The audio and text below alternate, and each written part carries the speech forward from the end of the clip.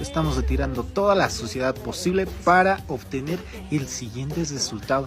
Miren, señores, esto está magnífico, hermoso, limpiecito. Llegó la prueba de oro. Ahora vamos a verificar si enciende, señores. No enciende. ¿Qué vamos a hacer? No quiero pagar la pantalla. Y no es mami, ya me estaba contactando por Facebook para comprar otro equipo. Solo por la pantalla. Ya, pero más bien este dispositivo sí está encendiendo. Mi amor, sí enciende.